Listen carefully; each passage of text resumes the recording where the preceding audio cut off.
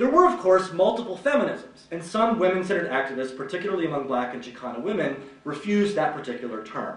We can discuss these differences at greater length in the talk, but for now I want to sketch a basic, broadly held feminist position around which there was general agreement by 1972. First, that sex is a private act unless it involves force or coercion. Second, that women's bodies are private spaces where the exercise of their own liberty regarding reproduction lies beyond the reach of the state. And, or but, three, that the consequences of sex, especially pregnancy, childbirth, and child rearing, have distinctly important and far-reaching public dimensions. They're and should be part of the social citizenship of women themselves. Feminists were not confronted with a choice between public and private. They were confronted with the task of reimagining both. One of the first steps toward making a woman-centered argument for reproductive freedom, distinct from other claims that in the early 1960s crowded the field, came from four individuals: Polly Murray, Harriet Pilpel, Larry Lader, and Roy Lucas. All four had begun to think through the implications for women of the 14th Amendment in the early 1960s. Murray was an attorney and civil rights and feminist intellectual whose 1950s book on Jim Crow laws in the States acquainted her with the legal possibilities for assaulting race-based and then gender-based law. In 1962, she drafted a memo on the 14th Amendment to the members of the Presidential Commission on the Status of Women. And 4 years later, she helped found, and then ultimately left, the National Organization for Women. Pilpel was a member of that commission. She was also an attorney, and she had previously defended the Kinsey Institute and was an active national leader in Planned Parenthood. She went on to become a major architect of the arguments in Griswold v. Connecticut, in which the court first found a marital right to privacy in 1965, and she continued to work on cases leading up to and including Roe. Later's 1966 book, Abortion, also extended the Griswold logic forward to abortion, as did Roy Lucas, who wrote the pioneering law review article on privacy in 1968. Okay.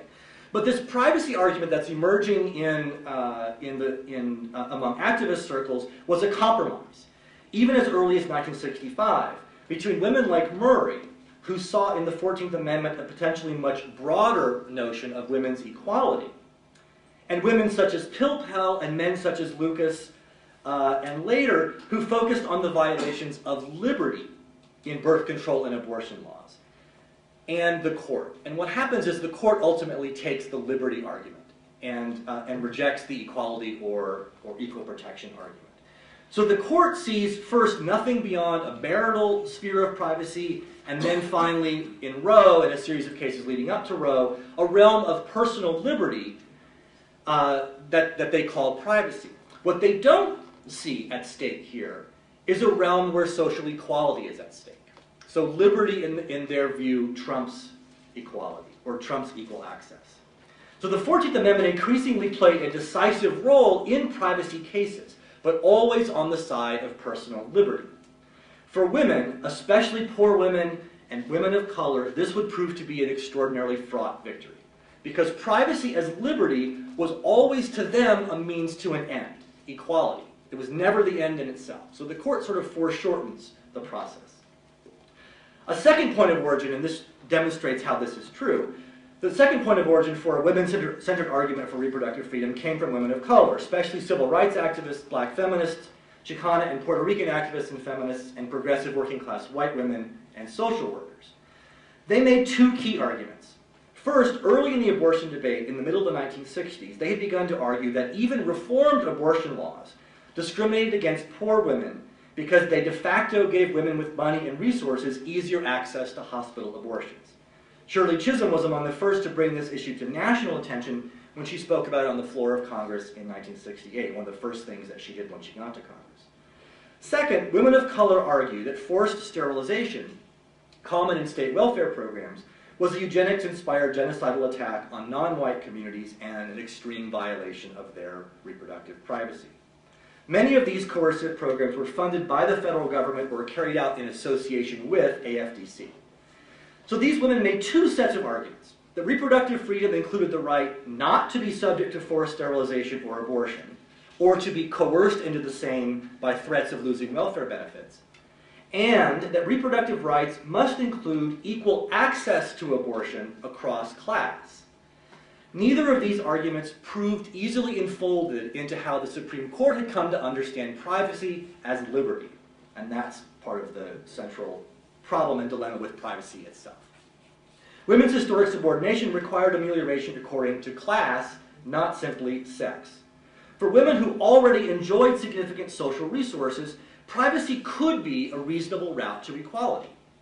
But for working class women, for women of color, privacy was a very weak engine of equality.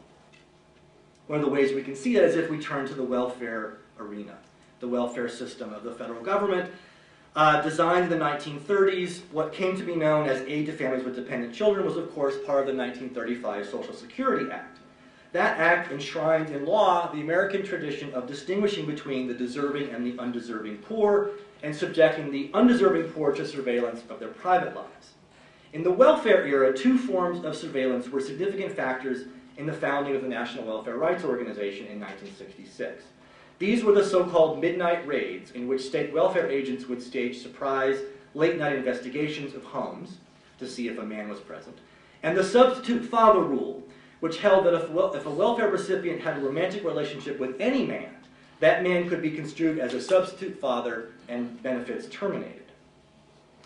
Welfare rights leaders Johnny Tillman and George Wiley and their largely African-American, but also white Puerto Rican and Chicana female constituency considered these provisions invasions of privacy in that kind of colloquial sense that I was discussing earlier. The welfare rights movement, along with attorneys from the ACLU and legal aid, began litigating on these cases in the mid-1960s, as the courts were still defining their privacy standard through another, usually unrelated set of cases. The question was, were welfare recipients entitled to the privacy of intimate association? Was there a privacy protection for women on welfare? In King v. Smith, decided in 1968, the court said no. The court did rule the substitute father provision unconstitutional. In a case originating in Selma, Alabama, the court reasoned that children denied benefits under the substitute father rule had been denied equal protection. It was an interesting argument.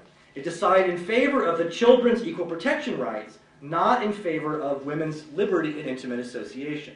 So there's a case where the court actually sidesteps the liberty argument for women and brings forward equal protection, but equal protection for children, leaving aside and leaving women unprotected.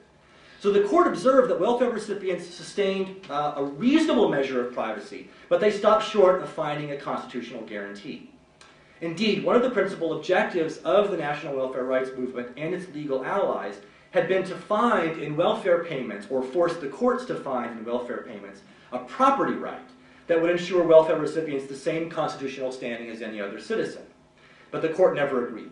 It continued to see welfare payments as a gift from the state, allowing the states then to use the withholding of the gift as leverage to shape behavior. In the 1971 case, Wyman v. James, the High Court ruled that, quote, welfare departments could stop payments of public assistance to any recipient who refused to submit to inspection. So their private lives were not constitutionally protected by the right to privacy that was emerging as a basic liberty at the time. Okay, moving on. I want to turn now to the question of gay, lesbian, bisexual, and transgender rights and sexual privacy. In this instance, too, we see a mixture of opportunity and dilemma in the privacy argument. Differences in class and temperament, differences between gay men, lesbians, bisexuals, and transgender people, and differences between queers of color and white queers shaped how privacy was understood and mobilized and experienced. What is most noteworthy, quote, about the pioneers of the movement, observed Clark Pollock, president of the Homosexual Law Reform Society in Philadelphia, was their capacity to keep alive the notion that the private sexual acts of consenting adults should not be considered criminal. In their pursuit of rights in the mid-1960s, however, homophile activists, the term of art, homophile, like feminists, saw equality rather than privacy as their principal objective. Privacy was a liberty that was presumed to be enjoyed by heterosexual couples. It was thus seen as a basic element of sexual equality or sexual citizenship.